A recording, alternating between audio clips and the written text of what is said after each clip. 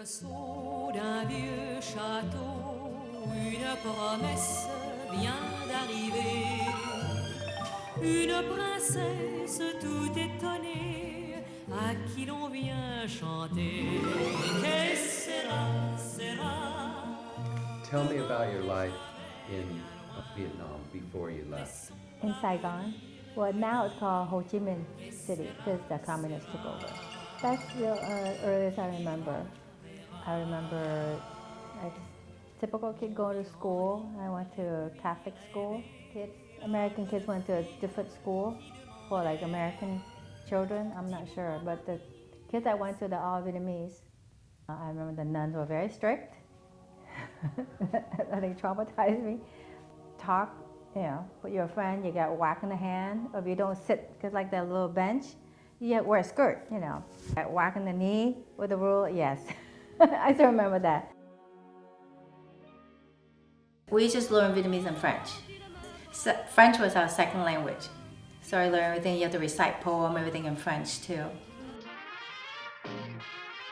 Oh, I remember my dad always picked me up, but sometimes he'll have asked my grandma to pick me up, and I didn't like it because my grandma didn't drive.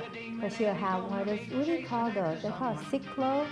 I mean, there's a person riding behind you, but you sit in front.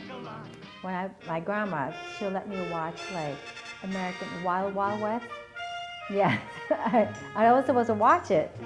And my dad, I still remember the story all the time because my dad goes, who let you watch TV? I blame it to my grandma. And my grandma didn't say anything.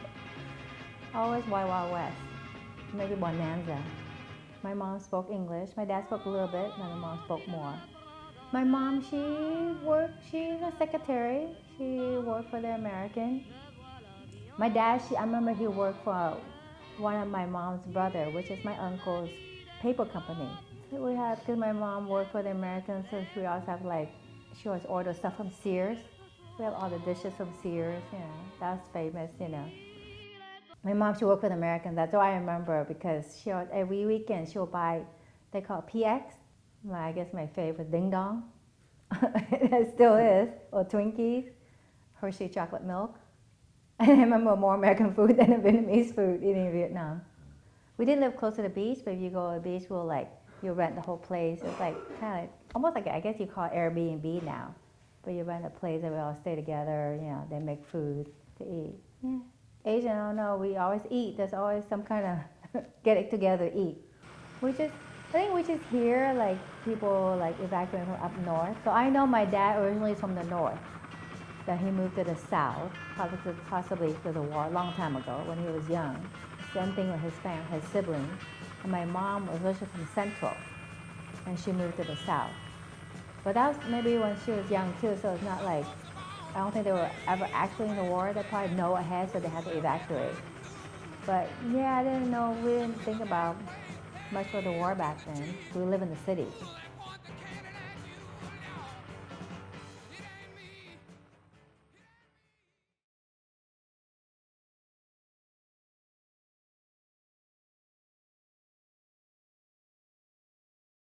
I don't remember the day, the morning, what I did, but probably just usual school, go home.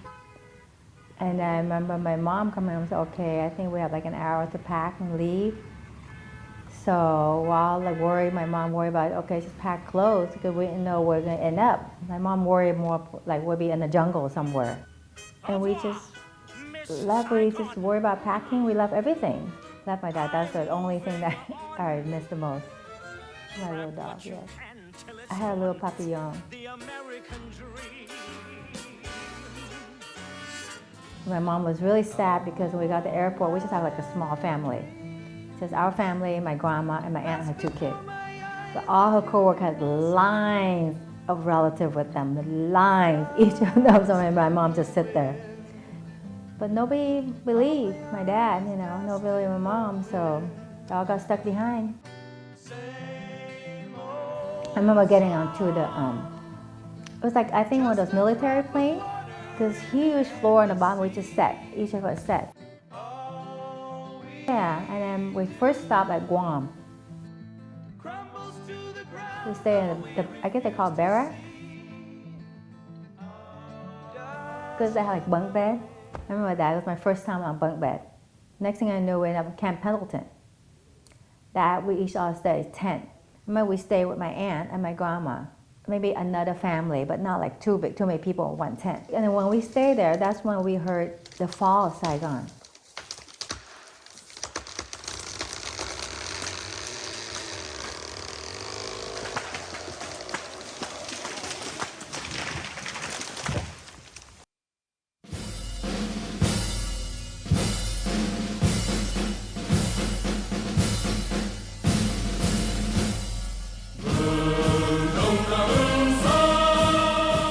I remember several of my uncles that they were left behind. They got sent to concentration camp. My aunt ended up selling stuff on the street.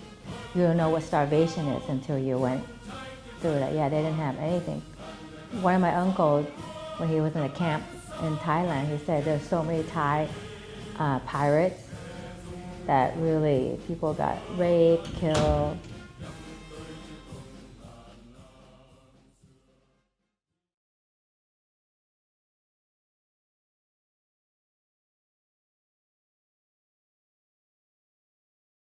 And then my mom, then we got sponsored. She had friends, American friends, that she used to work with in New Mexico. So we went there first. Albuquerque. I think we met one other Vietnamese family there. When I came to New Mexico, I cried a lot because I missed my dog. That's that, yeah, I was crying a long time, all the time, almost every night. My mom saw a picture of the snow in the winter. So she got another couple in California, Bayshore. Because when I came, me and my brother Johnny came, there's no other Vietnamese, especially Bayshore, no other Asian even. But my mom, she was able to, because she spoke English well, she worked for the Long Beach Unified School District for a while. And then my dad worked at the hotel restaurant. Yes. Waiter or something like that, yes. And my mom always said that we're very lucky, because of the American, that's when we're here. Here I am, in still California.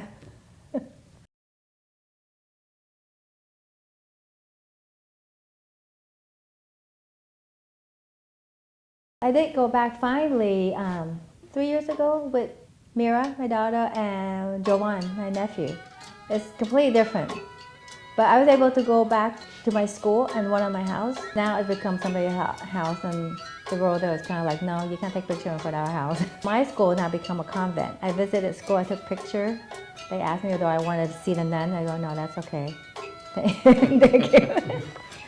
It's more now Americanized because they want American to come back now. More American than French. We went to Central, where I never went before when my mom's born, because she's from the royal family. Yeah, my mom actually, my mom from the royal. Yeah, but back then they had probably so many concubines, So, those prince, one of the main royal concubines, I don't know. But there's a whole more list down. So it's kind of watered down. One cousin on my mom's side, and he took us to the temple where my grandfather, my mom's dad, had the ashes there.